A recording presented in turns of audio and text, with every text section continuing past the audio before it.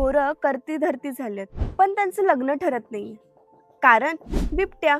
हे ऐकायला जरा विचित्र वाटतंय ना, पण हे सत्य आहे. पुणे जिल्ह्यातील शिरूर, आंबेगाव, जुन्नर या तालुक्यांमध्ये बिबट्याने अक्षरशः दहशत माजवली.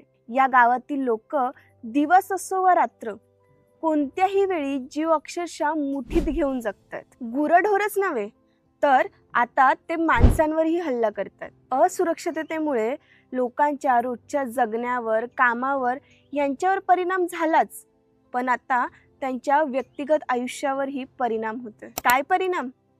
अहो, गावातील शेकडो मुलांची लग्न रखडलेत. कशामुळे?